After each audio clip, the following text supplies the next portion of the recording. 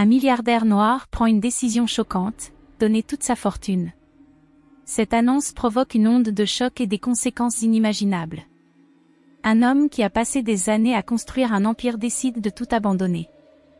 Mais tout le monde n'est pas prêt à affronter la tempête qu'il s'apprête à déclencher. Ce qui va suivre vous fera remettre en question tout ce que vous pensiez savoir sur la loyauté, la justice et le sacrifice.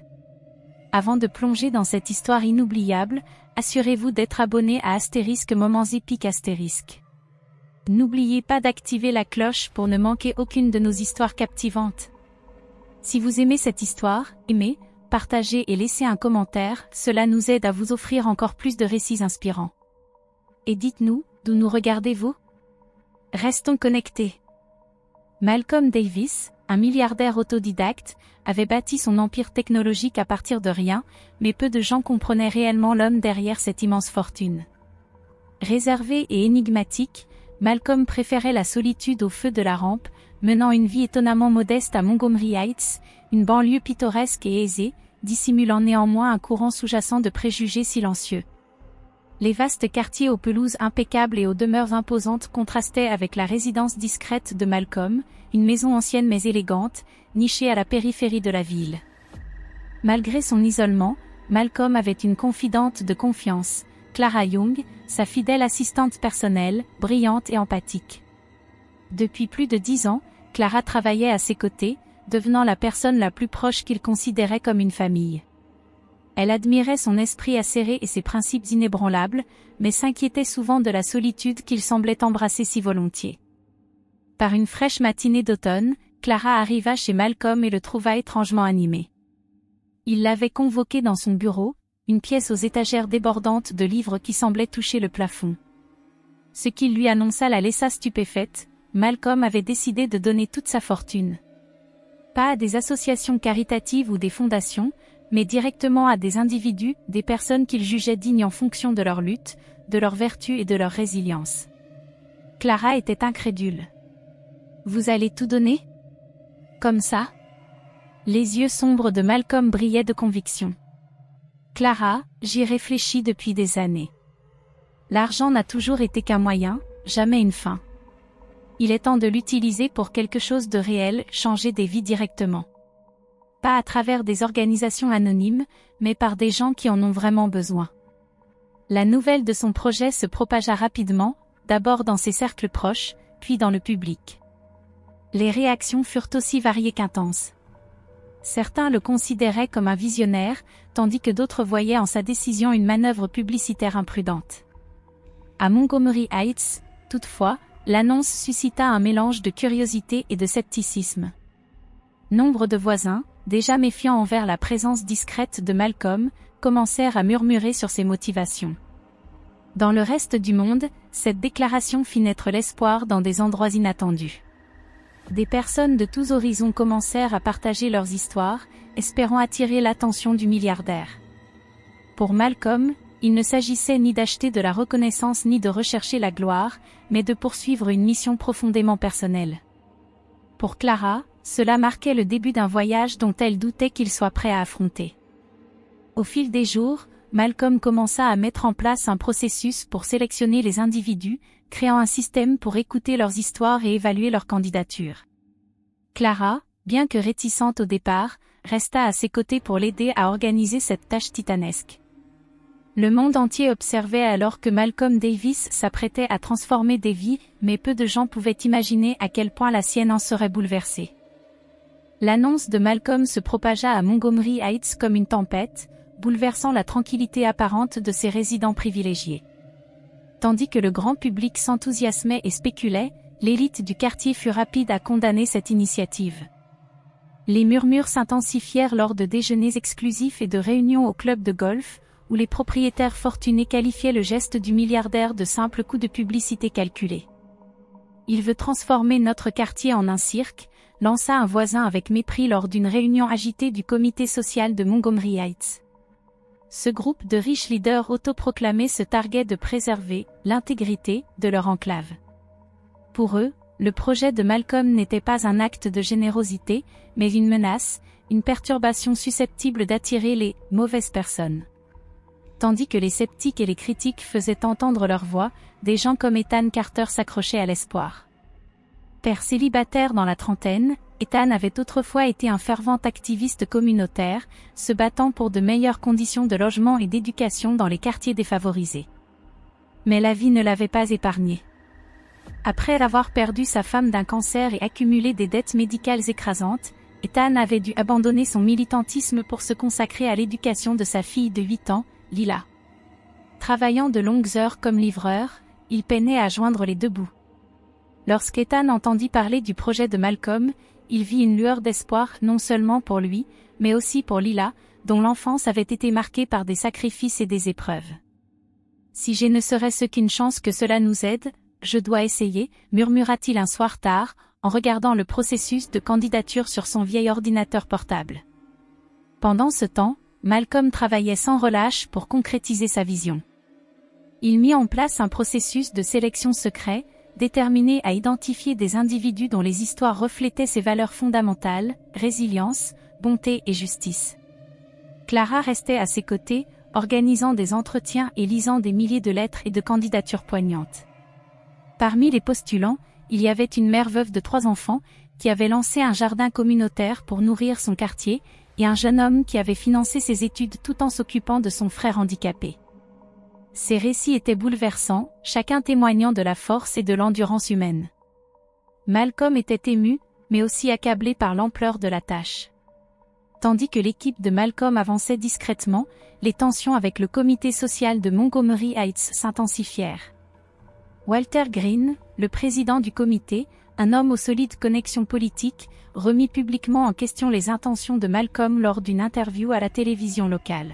« La charité est admirable », déclara Green avec un sourire calculé. « Mais une philanthropie incontrôlée comme celle-ci ? Elle peut avoir des conséquences. Notre communauté repose sur un équilibre délicat qu'il faut préserver. » Clara fulminait en regardant l'interview depuis son bureau. « Un équilibre délicat ? Il veut dire garder le quartier exclusif et à l'abri de ceux qui ne rentrent pas dans leur moule, » murmura-t-elle. La pression exercée par le comité social n'ébranla pas Malcolm, mais elle ajouta une tension sous-jacente. Tard un soir, alors qu'il examinait une nouvelle pile de candidatures, il se confia à Clara. « Ces personnes, dit-il en montrant les dossiers, ont affronté des épreuves que la plupart d'entre nous ne peuvent même pas imaginer. Et elles en sont sorties avec leur humanité intacte. C'est de cela qu'il s'agit. Pas des détracteurs ou de leur prétendu équilibre délicat. Mais les défis s'accumulaient. L'initiative de Malcolm n'était plus seulement un acte de générosité, c'était devenu un champ de bataille. Et bien qu'il restât déterminé, il ne pouvait se défaire de l'impression que l'opposition n'était pas seulement motivée par le désir de maintenir le statu quo.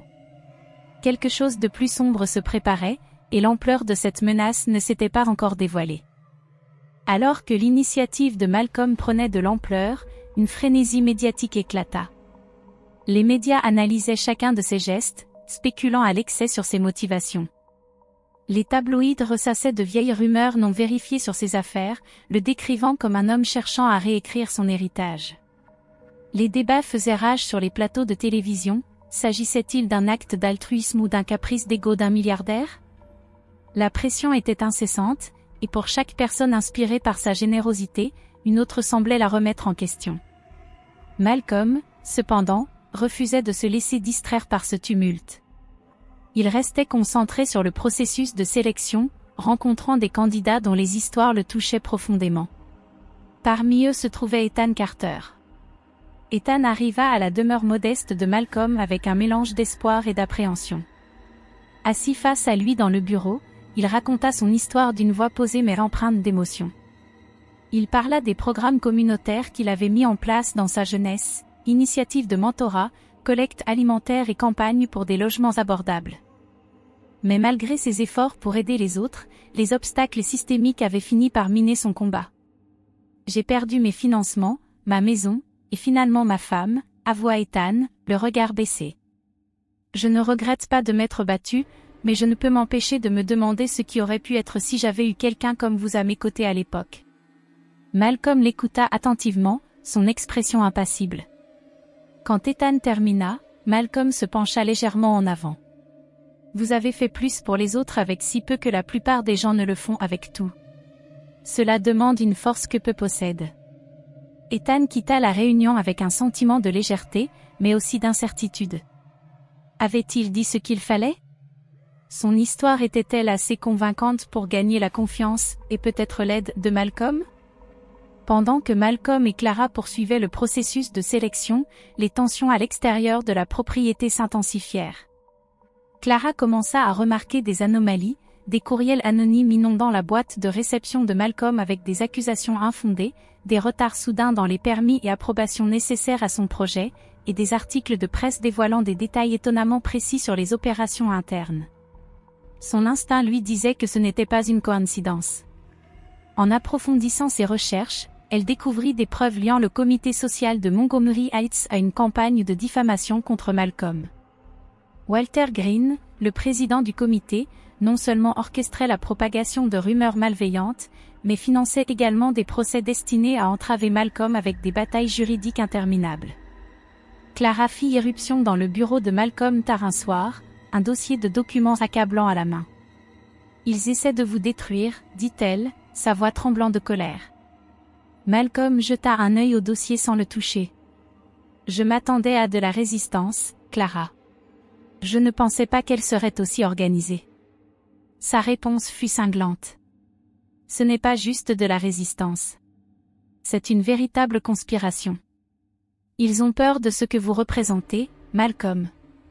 Ils ont peur du changement. » Malgré la pression croissante, Malcolm décida de continuer.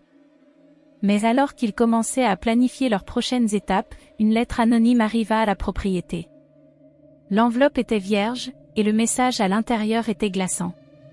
Astérisque astérisque, arrêtez tout maintenant, ou vous ne vivrez pas pour le voir aboutir. Astérisque astérisque.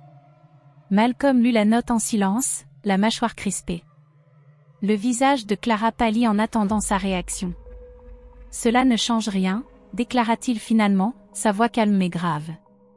Mais alors que les ombres à l'extérieur de la fenêtre semblaient s'étendre davantage dans la nuit, même Malcolm ne pouvait ignorer le poids de cette menace.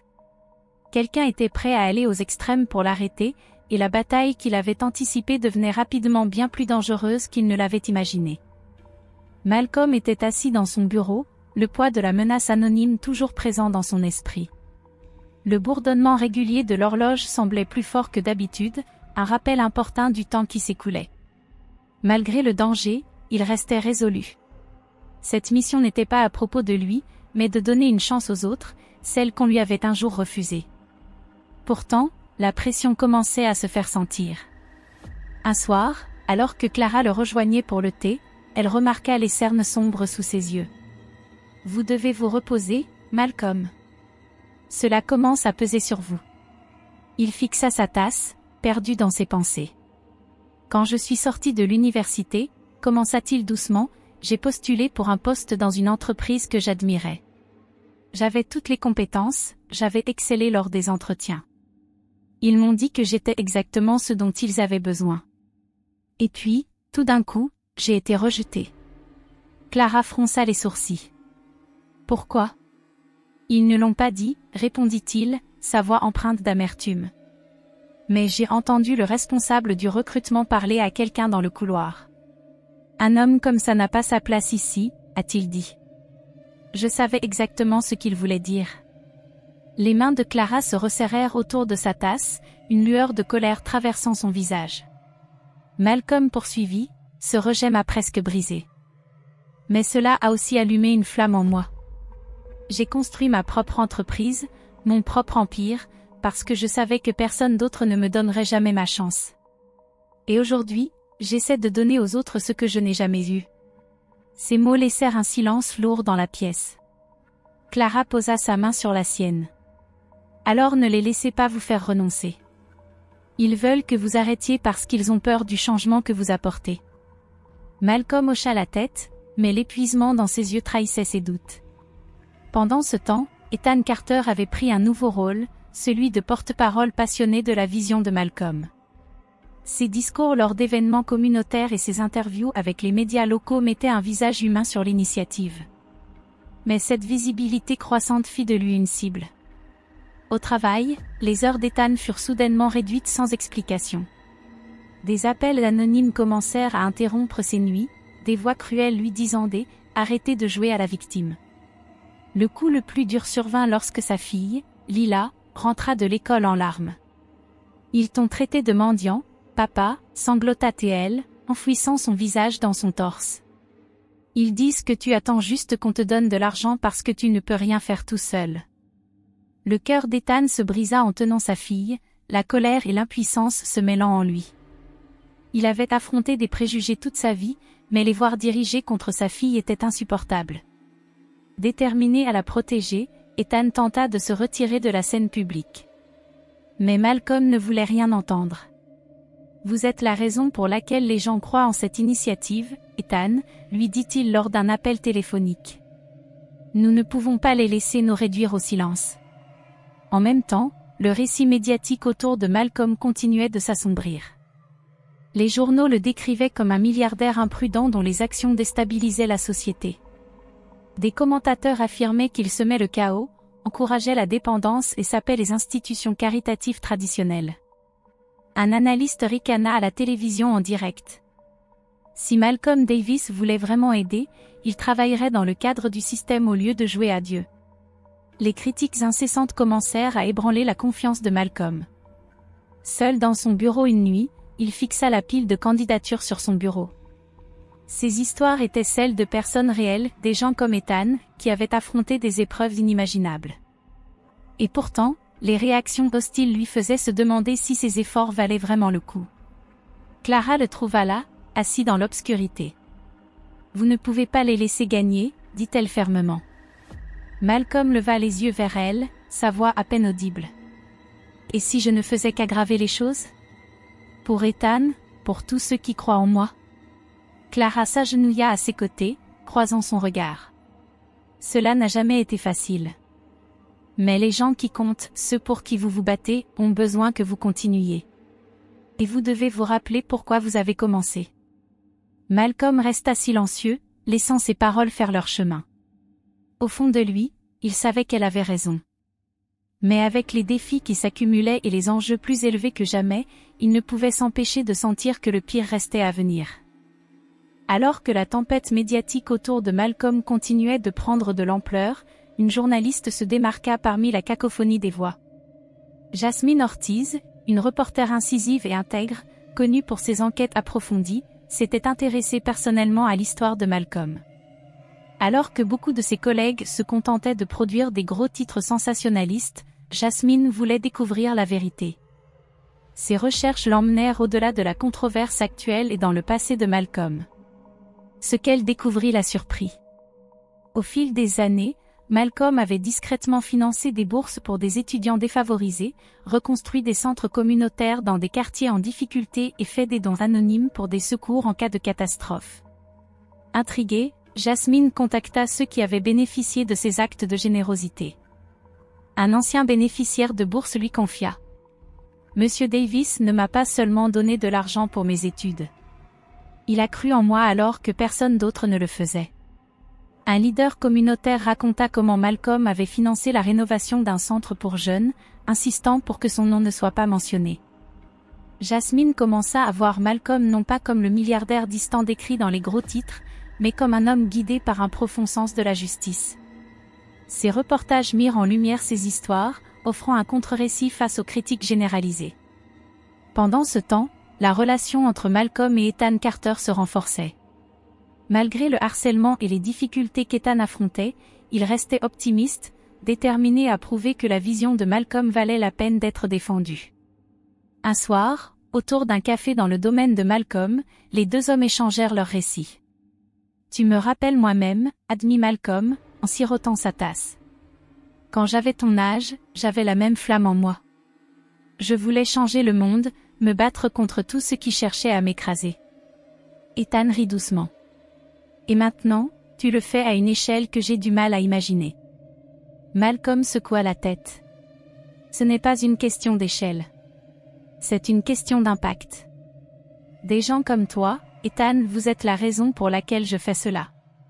Tu me donnes l'espoir que ce combat vaut encore la peine. » L'optimisme d'Ethan devint une source de force pour Malcolm.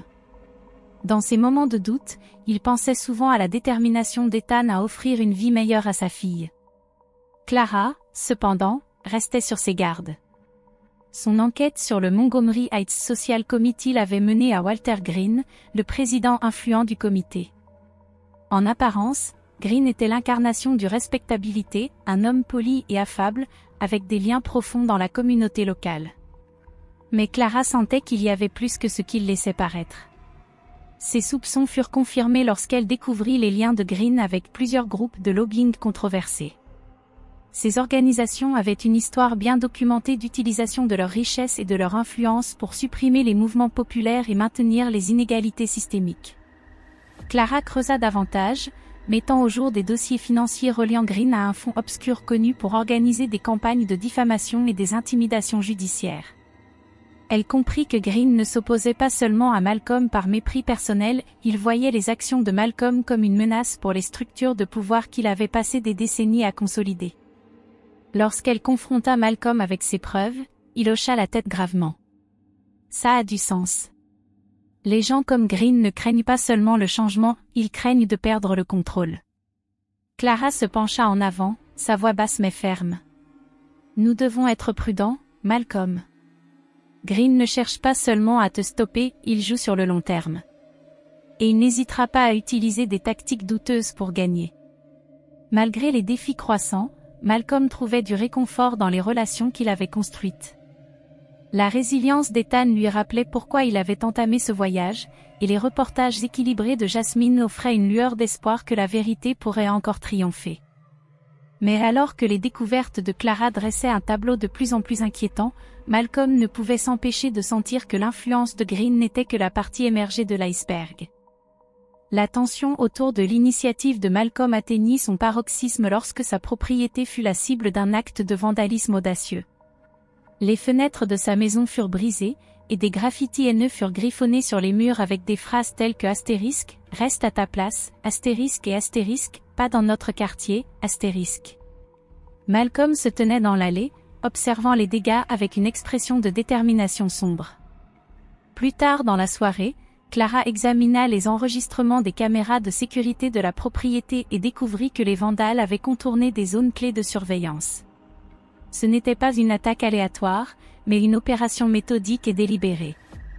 Quelqu'un de l'intérieur a dû les aider, murmura Clara, ses doigts se crispant autour de son ordinateur portable. L'équipe de sécurité personnelle de Malcolm redoubla d'efforts, mais cette violation laissait une question troublante en suspens, qui, parmi son cercle de confiance, pouvait transmettre des informations à ses ennemis? Alors que Malcolm s'efforçait de gérer les conséquences immédiates de l'attaque, Jasmine Ortiz poursuivait son enquête sur Walter Green. Ses recherches la conduisirent à un chapitre oublié de l'histoire familiale de Malcolm, un scandale datant de plusieurs décennies. Elle découvrit que, vers la fin des années 1980, le père de Malcolm, Robert Davis, s'était retrouvé au cœur d'une bataille judiciaire sur des droits fonciers. Robert s'apprêtait à construire des logements abordables sur un terrain qu'il avait acquis légalement, une initiative qui menaçait les intérêts de puissants promoteurs locaux. Parmi eux se trouvait Walter Green, alors étoile montante de l'immobilier et de la politique. À travers un mélange de corruption et de manipulation, Green avait orchestré une campagne de diffamation qui dépeignait Robert Davis comme un escroc. Le stress de cette affaire avait anéanti la famille de Malcolm, les poussant à la ruine financière et laissant un jeune Malcolm avec une méfiance profonde envers le système. Lorsque Jasmine présenta ses découvertes à Malcolm, la révélation le frappa comme un coup de poing. Il resta silencieux, fixant les coupures de journaux fanés qu'elle avait dénichées. Pendant tout ce temps, murmura-t-il, je pensais que le combat de mon père s'était terminé avec lui. Mais ce n'est pas le cas. Green fait cela depuis des décennies, détruire quiconque menace son emprise sur le pouvoir. Jasmine posa une main rassurante sur son épaule. Tu n'es pas ton père, Malcolm. Tu as les ressources et la plateforme pour terminer ce qu'il a commencé. Mais tu dois être prêt, Green ne reculera devant rien. La découverte des actions passées de Green renforça la détermination de Malcolm. Ce n'était plus seulement une question de son initiative, c'était une quête de justice pour son père et pour tous ceux que Green avait écrasés dans sa quête de pouvoir. Mais alors que Malcolm se préparait à affronter Green, une autre trahison menaça de tout faire dérailler. Tard un soir, en examinant des documents dans son bureau, Malcolm remarqua quelque chose d'étrange sur le bureau de Clara. Un échange de mails imprimés, laissé à la hâte, attira son attention. La correspondance était entre Clara et Walter Green. Dans ces messages, Green semblait extorquer des informations, posant des questions sur les projets et les opérations de Malcolm. Bien que les réponses de Clara fussent prudentes, le simple fait qu'elle ait communiqué avec lui ressemblait à un coup de poignard dans le dos pour Malcolm. Lorsque Clara revint dans la pièce, Malcolm la confronta, tenant les emails imprimés à la main. « Qu'est-ce que c'est, Clara ? Pourquoi parles-tu à Green ?» Le visage de Clara devint livide, et elle hésita un instant de trop. « Ce n'est pas ce que tu crois, » commença-t-elle, mais Malcolm l'interrompit. « Alors, c'est quoi ?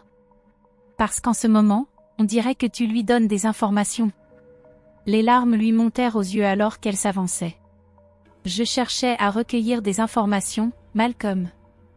Je pensais que si je pouvais m'approcher de lui, je pourrais comprendre ses prochaines actions, te protéger. » La mâchoire de Malcolm se crispa, et ses yeux scrutèrent les siens, à la recherche de la vérité. « Et je suis censé croire que tu faisais cela pour moi ? Après tout ce qui s'est passé ? » Clara tenta de s'expliquer, tendant la main, mais Malcolm recula, son visage empreint de déception. « Tu aurais dû me le dire, » dit-il, la voix lourde de désillusion. Alors que Clara peinait à se justifier, Malcolm se détourna, la laissant seule dans la pièce. Le poids de la trahison flottait dans l'air, assombrissant tout ce qu'ils avaient construit ensemble. Ce retournement de situation laissa Malcolm non seulement remettre en question la loyauté de Clara, mais aussi l'intégrité de tous ceux qui l'entouraient. Si la personne en qui il avait le plus confiance pouvait lui cacher des choses, qui d'autres pourraient se dissimuler à la vue de tous ? La scène était désormais prête pour une confrontation qui mettrait à l'épreuve non seulement la détermination de Malcolm, mais aussi sa foi en ceux qu'il considérait comme ses alliés. L'air était lourd de tension alors que Malcolm faisait face à Clara dans son bureau, les emails imprimés toujours serrés dans sa main. Le visage de Clara, strié de larmes, montrait qu'elle ne cachait plus rien. « J'ai besoin de savoir la vérité, Clara, » dit-il fermement, bien que sa voix trahît son épuisement. « Pourquoi correspondais-tu avec Green ?»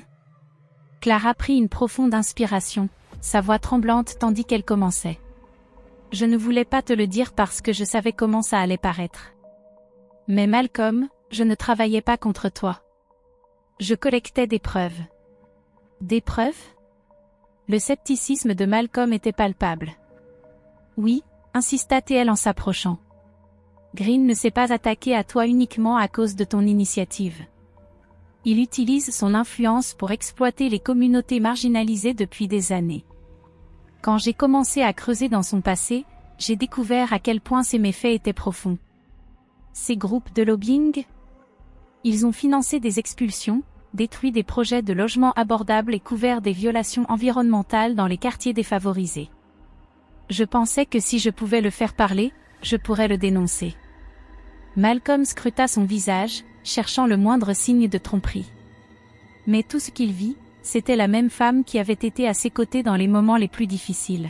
« Pourquoi ne m'as-tu pas tout dit ? » « Parce que je ne voulais pas t'impliquer tant que je n'avais pas assez de preuves pour le faire tomber, » avoua-t-elle.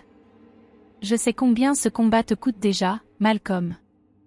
Je ne voulais pas en rajouter. » Malcolm poussa un long soupir, la tension dans ses épaules se relâchant légèrement.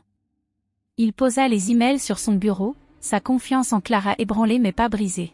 « Tu aurais dû venir me voir. On aurait pu affronter ça ensemble. » Clara hocha la tête, son visage empreint de regret. « Je sais. Et je suis désolée. Mais maintenant, nous avons assez pour renverser la situation. » Alors qu'il rassemblait les informations que Clara avait collectées, l'ampleur de la corruption de Green devint claire. Il n'était pas simplement un magnate local, mais un homme lié à des promoteurs influents, des politiciens et des figures médiatiques de Montgomery Heights et au-delà. Ensemble, ils avaient conspiré pour maintenir les communautés marginalisées impuissantes tout en profitant de leurs déplacements. Pendant ce temps, Ethan Carter s'était imposé comme un leader inattendu au sein de la communauté. Son soutien indéfectible à l'initiative de Malcolm lui avait valu le respect, même de la part des sceptiques. Lors d'une réunion publique, Ethan monta sur scène et s'adressa directement aux préoccupations de l'audience. « Je sais que certains d'entre vous ont peur du changement », commença-t-il, sa voix assurée. Mais ce que Malcolm fait, ce n'est pas une question d'aumône ou de chaos. Il s'agit de donner à chacun une chance équitable, la même chance que beaucoup d'entre vous ont eue pour construire vos vies ici. Je sais ce que c'est d'être ignoré, de se sentir comme si personne n'écoutait. Mais je suis ici pour vous dire que ce n'est pas juste une question d'un homme ou d'une initiative. C'est à nous, en tant que communauté, de choisir de faire mieux. Ces paroles résonnèrent, et à la fin de la réunion, plusieurs participants vinrent lui offrir leur soutien. Le leadership d'Ethan insuffla une nouvelle énergie au mouvement, contrecarrant les récits négatifs propagés par les médias. De retour au domaine de Malcolm, Clara lui présenta un dossier accablant exposant les liens et les malversations de Green. « Cela suffit pour le dénoncer, dit-elle. Mais il nous faut quelqu'un avec une plateforme pour diffuser l'histoire. » Malcolm acquiesça, un léger sourire au coin des lèvres. « Je crois savoir qui pourrait nous aider. » Ils contactèrent Jasmine Ortiz, qui accepta avec enthousiasme. « Si tout cela est vrai, » dit Jasmine après avoir examiné le dossier, « ce n'est pas qu'une histoire, c'est une véritable justice. Les gens comme Green prospèrent dans l'ombre. Mais une fois que cela deviendra public, ces ombres ne suffiront plus à le cacher. » Avec Ethan rassemblant le soutien de la communauté, les révélations de Clara sur la corruption de Green et Jasmine prêtes à publier une enquête explosive, la situation semblait enfin tourner en leur faveur. Mais Malcolm savait que le combat était loin d'être terminé. Green n'était pas du genre à se laisser faire en silence, et plus il s'approchait de la vérité, plus la situation devenait dangereuse. Pourtant, pour la première fois depuis des semaines, Malcolm ressentit une lueur d'espoir. Les pièces du puzzle se mettaient en place, et la dynamique changeait. Alors que la nuit avançait, Malcolm s'assit dans son bureau, contemplant une photo de son père accrochée au mur. « C'est pour toi, papa, murmura-t-il. Et pour tous ceux à qui on a dit qu'ils n'avaient pas leur place. » Les lignes de bataille étaient tracées, et le combat pour la justice approchait de son moment le plus crucial. La prise de conscience de la corruption de Green et l'élan du mouvement grandissant allumèrent une flamme en Malcolm. Pendant des semaines, il avait joué en défense, réagissant aux attaques et aux manigances dirigées contre lui. Mais maintenant, avec les secrets de Green en main et la communauté commençant à se rallier à lui, Malcolm était prêt à reprendre le contrôle du récit. Assis dans son bureau avec Clara et Ethan, Malcolm exposa son plan audacieux. « Nous avons combattu dans l'ombre, » commença-t-il, mais il est temps de sortir à la lumière. Je veux organiser un forum public, quelque chose de diffusé en direct, quelque chose qu'on ne pourra pas ignorer. Nous annoncerons les bénéficiaires de l'initiative, mais surtout, nous exposerons la corruption de Green aux yeux de tous. Les sourcils de Clara se levèrent d'étonnement. En direct ? Malcolm, c'est risqué. Et si quelque chose tourne mal ? C'est précisément pour ça que ça doit être en direct, insista Malcolm. Green contrôle trop de canaux traditionnels. Si on passe par les médias, ils déformeront tout. Mais en direct, devant une audience, sans possibilité de montage ou de manipulation, la vérité parlera d'elle-même. Ethan se pencha en avant, son enthousiasme visible. Je trouve ça brillant. Un forum comme ça pourrait rassembler la communauté, leur montrer de quoi il s'agit vraiment. Je peux co-animer si tu veux. Les gens me connaissent déjà grâce aux réunions publiques, et s'ils voient quelqu'un comme moi à tes côtés, ça pourrait changer des opinions. Malcolm hocha la tête, un léger sourire brisant son habituel sérieux. Ce serait un honneur de t'avoir à mes côtés, Ethan. Ce combat est autant le tien que le mien. L'équipe se mit immédiatement au travail. Clara s'occupa de l'organisation logistique de l'événement, contactant des lieux, coordonnant la sécurité et veillant à ce que la technologie pour la diffusion en direct soit impeccable. Pendant ce temps, Ethan entra en contact avec les leaders communautaires, les invitant à assister et à partager leurs témoignages pendant le forum. Mais la tâche la plus cruciale revint à Clara, rassembler les preuves qui mettraient Green à terre. Elle savait que les documents qu'il possédait déjà étaient accablants, mais il leur fallait quelque chose d'irréfutable, quelque chose qui ne laisserait à Green aucune échappatoire. Au fil de réunions nocturnes avec des sources anonymes, Clara reconstitua un rapport complet détaillant les liens financiers de Green avec des promoteurs véreux, des preuves de pots de vin et des emails discutant du déplacement délibéré de communautés minoritaires. Plus elle creusait, plus la situation devenait dangereuse. Une nuit, alors qu'elle quittait une réunion avec un lanceur d'alerte, Clara remarqua un SUV noir qui la suivait. Son cœur battait à tout rompre tandis qu'elle roulait dans les rues peu éclairées de Montgomery Heights, prenant des virages aléatoires pour semer son poursuivant. Finalement, elle se gara dans un parking bondé et se mêla à la foule, serrant contre elle la clé USB contenant les preuves comme si sa vie en dépendait. Lorsqu'elle retourna enfin au domaine de Malcolm, elle était visiblement bouleversée. « C'est pire que ce qu'on imaginait », dit-elle en lui tendant la clé USB. Green n'est pas seulement corrompu, il est impitoyable. Il fera tout pour protéger son empire. Le visage de Malcolm s'assombrit, mais il posa une main rassurante sur son épaule. « On te protégera, Clara. Et on fera en sorte que la vérité éclate. » À l'approche du jour du forum, Malcolm et Ethan répétèrent leur discours. Les mots de Malcolm étaient mesurés et puissants, un appel à l'action équilibrant espoir et responsabilité. Le discours d'Ethan, en revanche, était brut et émotionnel, s'appuyant sur ses propres luttes pour établir une connexion profonde avec le public. L'événement devait se tenir au centre communautaire local, un lieu symbolique étant donné son histoire comme un espace où le père de Malcolm avait autrefois mené ses propres combats pour l'égalité des chances. Le forum serait diffusé en direct en ligne et à la télévision locale, garantissant que le message atteigne le plus grand nombre possible. Malgré les risques, Malcolm ressentait un sens inébranlable de détermination.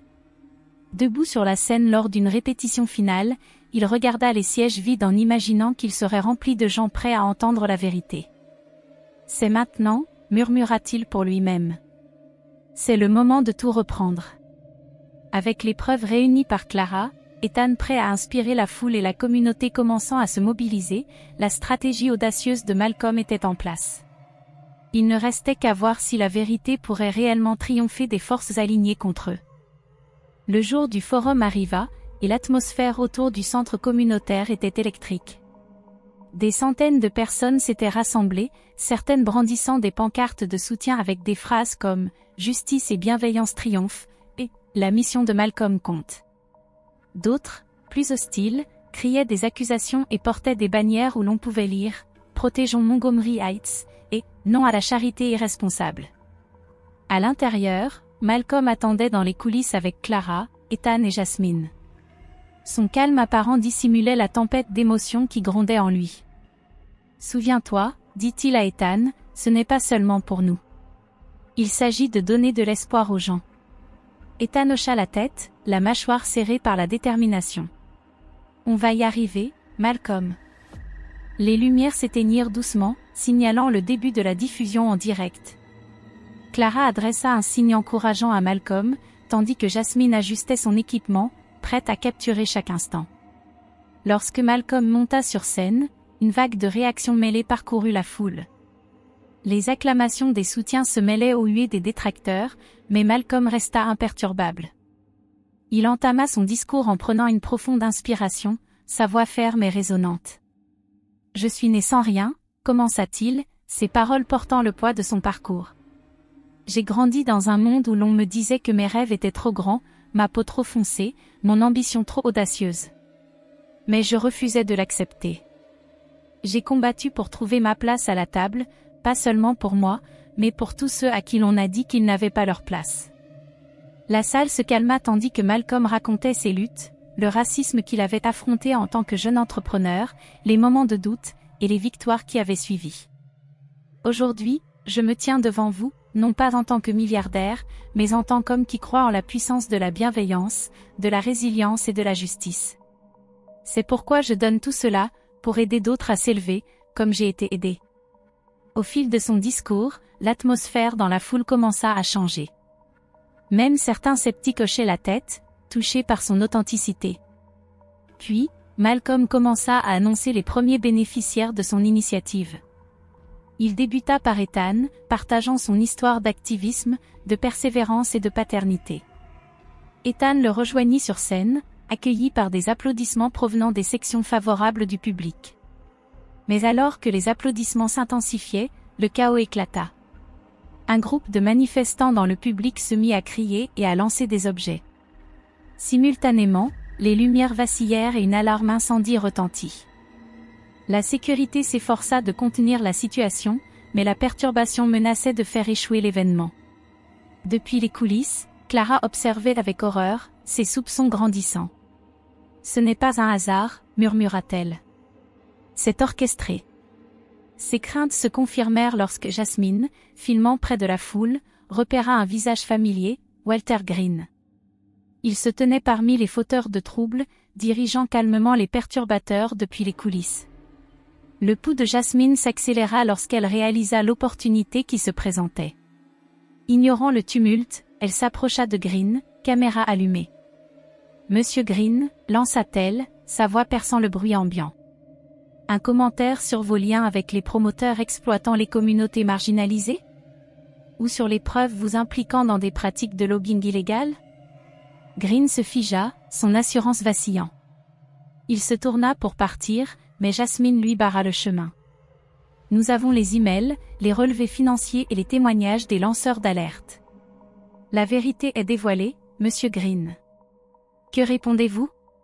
La confrontation attira l'attention de la foule et des caméras. Des murmures stupéfaits parcoururent l'audience tandis que les paroles de Jasmine faisaient leur chemin. La réputation soigneusement construite de Green s'effondrait sous leurs yeux. Pendant ce temps, Malcolm essayait de reprendre le contrôle sur scène, mais la situation devenait de plus en plus dangereuse. La sécurité le fit descendre rapidement alors que des objets manquaient de peu de l'atteindre. Depuis les coulisses, Clara, Ethan et Jasmine regardaient avec effroi les événements dégénérer. La diffusion se coupa, laissant place à un écran statique, tandis que l'alarme incendie continuait de hurler. À l'extérieur, les journalistes s'efforçaient de reconstituer ce qui venait de se passer, tandis qu'à l'intérieur, la tension atteignait son apogée. Escorté par la sécurité jusqu'à une voiture en attente, Malcolm se tourna vers Clara et Ethan. « Nous les avons débranlés, » dit-il, sa voix calme malgré le chaos. « Maintenant, il faut achever ce que nous avons commencé. » Le forum avait pris un tournant dramatique, bien que l'exposition de Green soit une victoire, la mission de Malcolm restait en équilibre. Les événements de la nuit laissaient tout le monde se demander, la vérité serait-elle suffisante pour triompher des forces déterminées à la réduire au silence? Les semaines qui suivirent le forum public marquèrent un tournant dans la lutte pour la justice. Le chaos de l'événement avait secoué la ville de Montgomery Heights, mais il avait également déclenché quelque chose de bien plus grand, une vague de vérité, un élan de solidarité et une détermination inébranlable. La tentative de Green de saboter l'initiative de Malcolm avait spectaculairement échoué. La quête incessante de vérité menée par Jasmine avait abouti à une enquête retentissante. Grâce à ces images de la confrontation lors du forum et aux preuves accablantes rassemblées par Clara, le réseau de corruption de Green se dévoila au grand jour. L'enquête révéla non seulement les activités illégales de lobbying de Green, mais aussi son implication directe dans l'exploitation des communautés vulnérables à des fins personnelles. Les agents fédéraux intervinrent, et en quelques jours, Green fut arrêté pour fraude, corruption et conspiration. Le choc de son arrestation résonna non seulement à Montgomery Heights, mais bien au-delà, exposant l'ampleur des pratiques corrompues qu'il avait orchestrées. Malcolm se retrouva à la tête du mouvement, mais il n'était pas seul. L'impact de son initiative se répandit rapidement. Les dons affluèrent de sources inattendues, des chefs d'entreprise qu'il avait autrefois méprisés s'engagèrent désormais à soutenir sa cause, offrant des financements et des soutiens publics. Même ceux qu'il avait qualifiés d'imprudents se rallièrent à la cause, réalisant la puissance transformative de la bienveillance et l'urgence de s'attaquer aux inégalités systémiques. Pour Malcolm, le moment le plus émouvant fut de voir les premiers bénéficiaires de son initiative commencer de nouveaux chapitres dans leur vie.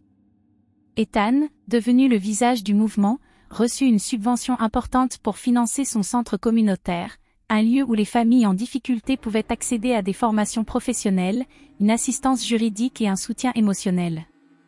Rapidement, ce centre devint un phare d'espoir, servant de modèle pour d'autres communautés à travers le pays. L'histoire d'Ethan, partagée lors du forum puis reprise par les médias nationaux, devint virale. Le récit d'un père combattant un système injuste pour offrir une vie meilleure à sa fille toucha profondément des millions de personnes. Cela déclencha un mouvement national, avec des citoyens organisant des événements, devenant bénévoles et collectant des fonds pour soutenir des initiatives locales axées sur la justice, la bienveillance et l'égalité des chances. La vision de Malcolm commença à prendre racine de manière qu'il n'avait jamais anticipée. Sa décision de redistribuer sa fortune n'avait pas seulement transformé des vies individuelles, elle avait également déclenché un changement culturel, un effet d'entraînement incitant chacun à penser au-delà de soi-même pour le bien collectif. Clara, qui avait accompagné Malcolm à chaque étape du chemin, voyait les fruits de leur travail commencer à éclore. Elle avait joué un rôle discret mais crucial dans l'exposition de la corruption de Green et le soutien à la mission de Malcolm. Alors qu'elle se tenait à ses côtés lors d'une conférence de presse annonçant le succès de la première phase de l'initiative, elle repensa au chemin parcouru.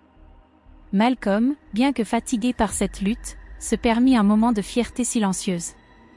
Il avait affronté des obstacles écrasants, préjugés, réactions hostiles, trahison, mais à travers tout cela, il avait conservé la conviction qu'une personne pouvait faire une différence. Et maintenant, cette conviction se concrétisait de manière inattendue. Il reste tant à faire, déclara-t-il, s'adressant aux journalistes présents. Ce n'est que le début. La lutte pour la justice ne s'arrête pas ici. Ce n'est pas une question d'argent donné, mais de personnes qui, enfin, sont vues, entendues et à qui l'on donne une chance. Ce mouvement vise à changer notre façon de nous percevoir les uns les autres, à être présents les uns pour les autres. Alors qu'il parlait, les caméras capturèrent les visages dans la foule, des familles ayant reçu des subventions, des individus autonomisés par l'initiative et des bénévoles ayant consacré leur temps à la cause. Ils ne se tenaient pas seulement derrière Malcolm, ils étaient unis dans une mission commune pour créer un monde plus juste. Ethan, désormais un leader reconnu du mouvement, se tenait aux côtés de Malcolm, sa fille Lila tenant sa main. Tout cela est pour eux, dit-il, désignant la foule, et pour tous ceux qui ont cru en un avenir meilleur. Le point culminant émotionnel de cette journée fut marqué non seulement par la chute de Green, mais aussi par la prise de conscience que le véritable pouvoir résidait dans les gens eux-mêmes. Des gens qui avaient trouvé leur force dans une vision commune d'un monde meilleur. Alors que le soleil se couchait sur Montgomery Heights, la communauté autrefois divisée se tenait unie, plus forte que jamais. Malcolm, Clara, Ethan et les innombrables personnes ayant rejoint le mouvement savaient que leur travail était loin d'être terminé. Mais ils avaient posé les bases de quelque chose de durable. La bataille était gagnée, mais la véritable victoire se trouvait dans les cœurs et les esprits des gens, qui avaient choisi de se battre pour la justice et la bienveillance dans un monde trop longtemps marqué par la peur et les préjugés. L'avenir restait incertain, mais une chose était sûre, l'impact de leurs actions se ferait sentir pour des générations à venir. À mesure que le mouvement gagnait en élan, Malcolm trouvait des moments de solitude dans le calme des nuits, réfléchissant au parcours incroyable qu'il avait accompli. Il avait autrefois été un homme discret, bâtissant son empire technologique dans l'ombre, sans jamais chercher la lumière. Mais tout avait changé lorsqu'il avait décidé de donner sa fortune. Il avait compris que le privilège, lorsqu'il était utilisé à bon escient, avait le pouvoir de transformer des vies, non seulement celles des bénéficiaires, mais aussi celles de ceux qui choisissaient de s'en servir pour élever les autres. J'aurais pu rester silencieux, confia Malcolm à Clara un soir, observant les vagues de changements qui se propageaient à travers le pays. J'aurais pu conserver ma richesse, jouer la carte de la sécurité. Mais j'ai appris une chose essentielle, lorsque vous avez le pouvoir de faire une différence, agir n'est pas seulement noble, c'est un devoir. Notre privilège existe pour aider ceux qui ont été relégués dans l'ombre, dont les voix ont été étouffées pendant bien trop longtemps. Clara, sa fidèle compagne de route, écoutait attentivement. Elle connaissait le poids que ce voyage avait fait peser sur les épaules de Malcolm, et combien les années de lutte contre l'adversité l'avaient façonné. Elle savait aussi que ce n'était pas seulement l'argent qu'il avait donné qui avait changé le monde, mais la conviction que chaque être humain, indépendamment de son origine ou de sa situation, avait une valeur intrinsèque. Les gens veulent voir des résultats, répondit Clara, d'une voix calme et posée. Mais il ne s'agit pas seulement de richesse ou d'actes de bonté concrets. Il s'agit d'inspirer les autres à croire en eux-mêmes. Tu leur as rappelé qu'ils comptent. Et cela, aucune somme d'argent ne pourra jamais l'égaler. Malcolm acquiesça, mais il sentait qu'il devait exprimer autre chose. Tu as été à mes côtés à chaque étape, Clara. Je n'aurais jamais pu accomplir tout cela sans toi. Je ne pourrai jamais assez te remercier pour les sacrifices que tu as faits, pour la confiance que tu m'as accordée. Tu m'as montré ce que signifie vraiment la loyauté. Clara sourit doucement, mais une profonde humilité transparaissait dans son expression. La loyauté, ce n'est pas seulement rester aux côtés de quelqu'un lorsque tout va bien, dit-elle. C'est être là quand le monde lui tourne le dos. La rédemption, ce n'est pas simplement corriger les erreurs du passé, c'est prouver à soi-même qu'on est capable de changer. Tu l'as prouvé, Malcolm. Et maintenant, je crois que nous en sommes tous capables. Les paroles de Clara résonnèrent profondément en Malcolm. Le voyage n'avait pas seulement été une question d'atteindre un objectif, il s'agissait de trouver une rédemption, non seulement pour lui-même, mais pour tous ceux qui avaient été sous-estimés, discriminés ou laissés de côté. Par leurs efforts, ils avaient réécrit le récit de ce que signifiait donner, se battre pour la justice et faire preuve de résilience face à l'adversité. Ethan, qui avait été à leur côté pendant une grande partie de la lutte, partagea ses sentiments lors d'un rassemblement communautaire organisé pour célébrer le succès de l'initiative. En s'adressant à la foule, ces mots portaient le poids de son propre parcours et des transformations qu'il avait observées chez les autres. Le monde ne change pas simplement parce qu'un homme possède de la richesse ou parce qu'une seule voix est entendue, déclara Ethan en regardant la foule réunie en soutien au mouvement. Le monde change lorsque nous choisissons de nous tenir ensemble. Lorsque nous choisissons de nous battre les uns pour les autres. Le don de Malcolm n'était pas qu'une question d'argent, c'était l'étincelle qui a allumé un feu d'espoir en chacun de nous. Et maintenant, nous portons ce feu en avant. Ces paroles résonnèrent profondément avec tous ceux qui avaient pris part au voyage, et il devint clair que la lutte n'était pas terminée. Le travail initié par Malcolm dépassait de loin son initiative. C'était un appel à agir pour tous, un appel à affronter les préjugés et les inégalités de front et à montrer que l'altruisme et la bienveillance avaient le pouvoir de remodeler l'avenir. Au final, l'histoire de Malcolm Davis, Clara Young et Ethan Carter était une histoire d'unité, de résilience et de triomphe de l'action désintéressée face aux préjugés et à la peur. C'était un témoignage de la puissance du don, de la défense des causes justes et de l'utilisation du privilège pour le bien commun. Les leçons tirées de leur parcours portaient non seulement sur la charité, mais aussi sur les connexions humaines, et sur la vérité fondamentale que chaque personne a de la valeur. Le plus grand changement commence lorsque nous choisissons de voir les autres non comme des étrangers, mais comme des frères et sœurs. Alors que le mouvement continuait de croître, il devint évident que le véritable pouvoir de la mission de Malcolm ne résidait pas dans la fortune qu'il avait donnée, mais dans l'héritage qu'il avait construit, un héritage d'unité, de lutte contre les préjugés et d'actions désintéressées dont l'impact se répercutait à travers le pays, inspirant des millions de personnes à surmonter les défis auxquels elles faisaient face. Alors que la poussière retombait et que le mouvement initié par Malcolm continuait de se propager, Ethan et sa fille Lila commencèrent à récolter les fruits de leur persévérance. Grâce à la généreuse donation de Malcolm, Ethan avait ouvert avec succès un centre communautaire qui devint rapidement un lieu central d'activité. On y proposait des programmes éducatifs, des formations professionnelles, des services de garde d'enfants et un soutien en santé mentale, des ressources qui faisaient cruellement défaut dans la communauté depuis des années. Le rêve d'Ethan de redonner à ceux qui avaient contribué à le façonner prenait vie. Alors qu'il franchissait les portes du centre communautaire, il ne pouvait s'empêcher de ressentir un profond sentiment d'accomplissement. Il s'était battu pour ce moment, envers et contre tout, pour sa fille et pour l'avenir. Lila, qui s'épanouissait désormais dans un environnement où elle était aimée et soutenue, passait souvent ses après-midi au centre, à jouer avec d'autres enfants et à participer à des programmes parascolaires. « C'est pour toi, Lila », murmura Ethan un soir, en la regardant rire et jouer avec ses nouveaux amis.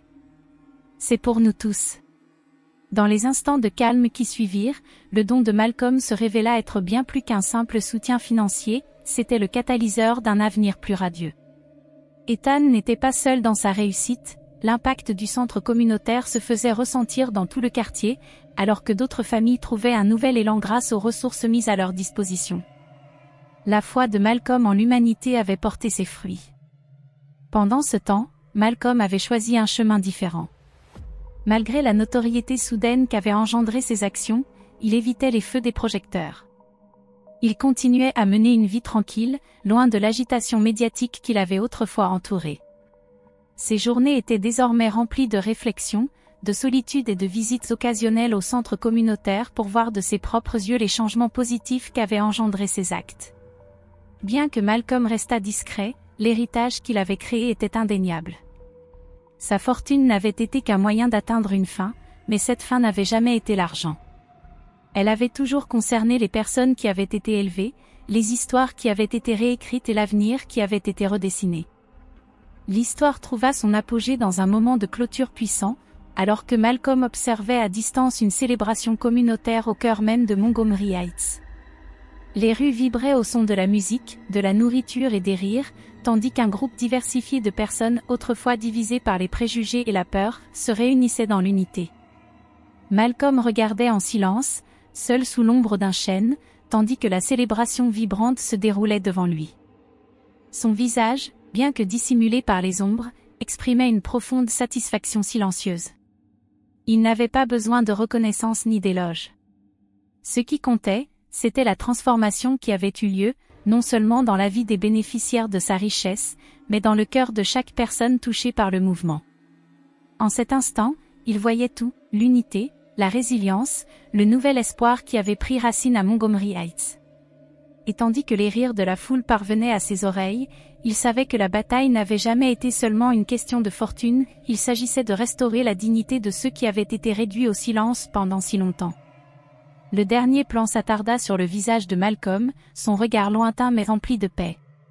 Son travail était terminé, mais le changement qu'il avait déclenché résonnerait à travers les générations. La caméra recula pour révéler la joyeuse célébration qui se déroulait, avec des familles réunies, des voisins unis par l'esprit de compassion et de justice.